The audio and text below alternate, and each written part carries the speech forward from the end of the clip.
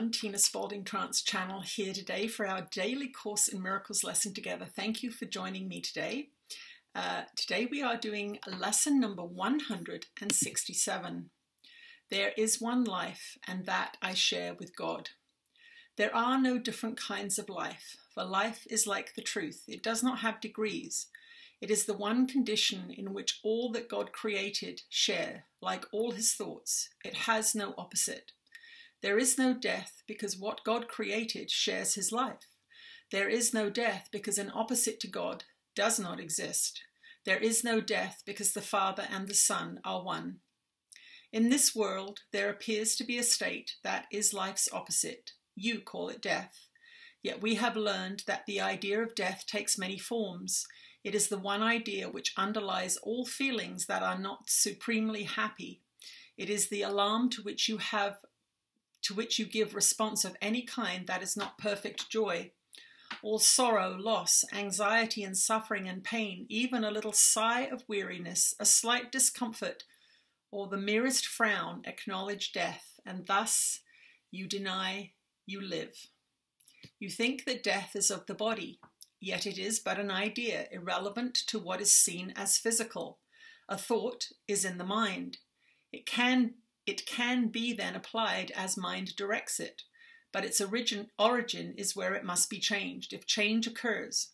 Ideas leave not their source. The emphasis this course has placed on that idea is due to its centrality in our attempts to change your mind about yourself. It is the reason you can heal. It is the cause of healing. It is why you cannot die. Its truth established you as one with God. Death is the thought that you are separate from your Creator. It is the belief conditions change, emotions alternate because of causes you cannot control, you did not make, and you can never change. It is the fixed belief ideas can leave their source and take on qualities the source does not contain, becoming different from their own origin, apart from it in kind, as well as distance, time, and form. Death cannot come from life. Ideas remain united to their source. They can extend all that their source contains, in that they can go far beyond themselves, but they cannot give birth to what was never given them. As they are made, so will their making be. As they were born, so will they then give birth, and where they come from, there will they return. The mind can think it sleeps, but that is all. It cannot exchange what is its waking state. It cannot make a body, nor abide within a body. What is alien to the mind does not exist, because it has no source. For mind creates all things that are, and cannot give them attributes it lacks, nor change its own eternal mindful state. It cannot make the physical. What seems to die is but the sign of mind asleep. The opposite of life can only be another form of life. As such, it can be reconciled with what created it, because it is not opposite in truth. Its form may change, it may appear to be what it is not, yet mind is mind, awake or asleep or sleeping. It is not its opposite in anything created, nor in what it seems to make when it believes it sleeps. God creates only mind awake. He does not sleep, and his creations cannot share what he gives not, nor make conditions which he does not share with them. The thought of death is not the opposite to thoughts of life. Forever unopposed by opposites of any kind, the thoughts of God remain forever changeless, with the power to extend forever changelessly, but yet within themselves, for they are everywhere.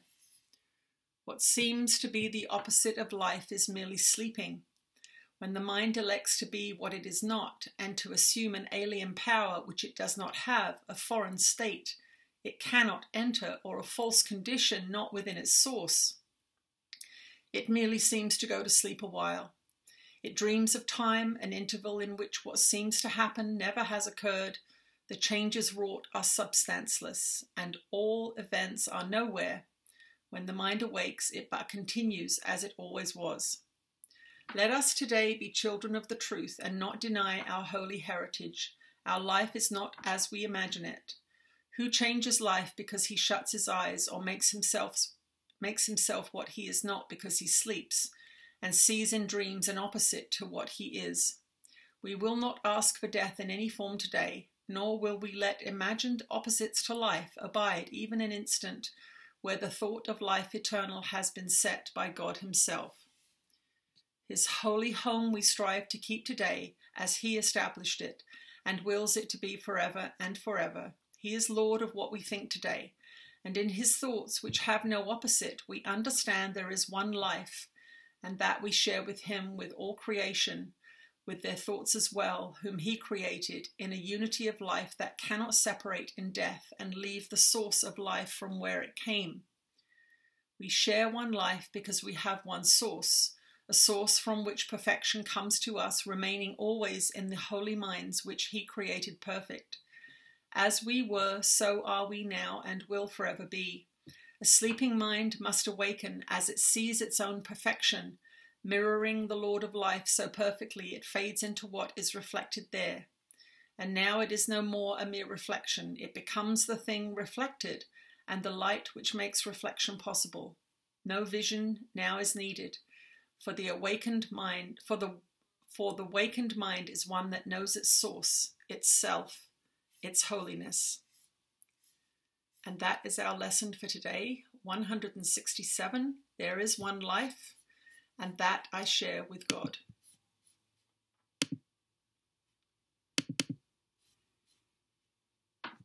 Let's see what Jesus has to say to us today.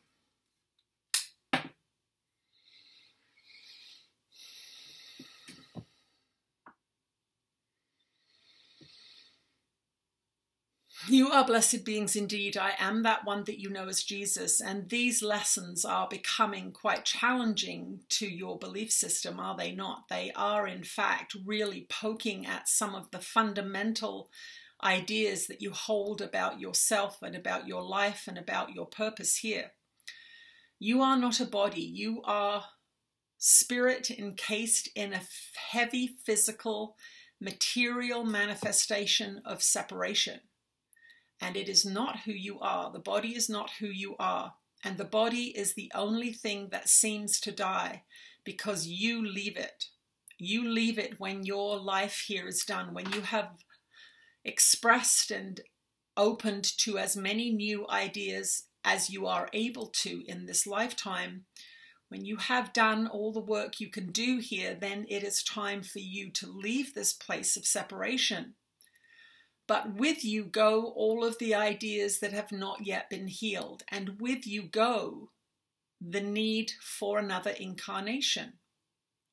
And so this is something that this generation is very, very lucky to have in their experience, the opportunity to awaken completely within the body, to awaken completely in this lifetime. But you must dedicate yourself to love and not fear. And this is why your society is promoting fear so intensely, because the designers of your mass media systems know what is going on. They understand that this is the end of a spiritual season, and this galactic speed up is giving all of you the opportunity to awaken completely in your lifetime.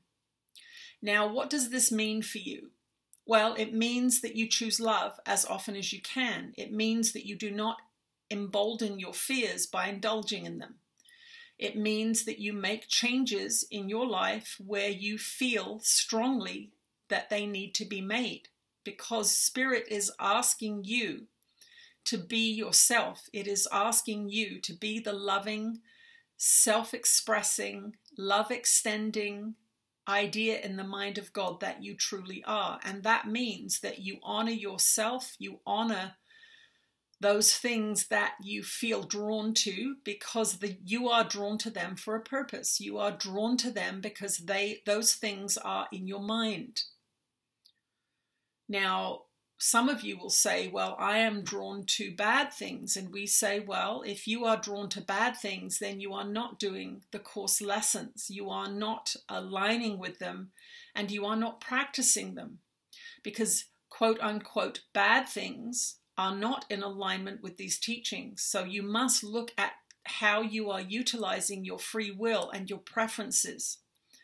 Sometimes these lessons go against your preferences, and this is a challenging idea for those of you that have been told that you must go with the feelings that you have to do what it is that you want to do.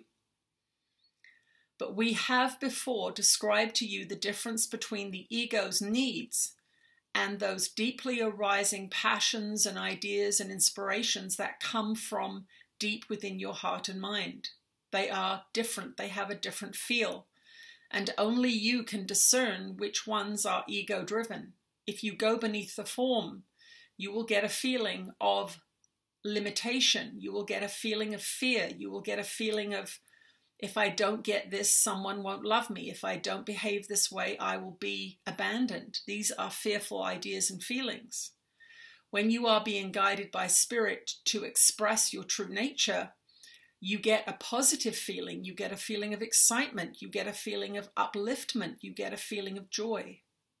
And only you can know the difference between those things. So seek joy in every moment that you can. And when you feel those fearful ego drives, pick your Course in Miracles book up and read it for a little while.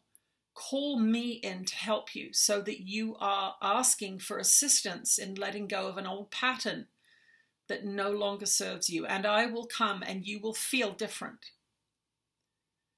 I am that one that you know as Jesus, and I will speak to you again tomorrow. All right. Thank you for joining me today. I'll see you tomorrow. Bye-bye.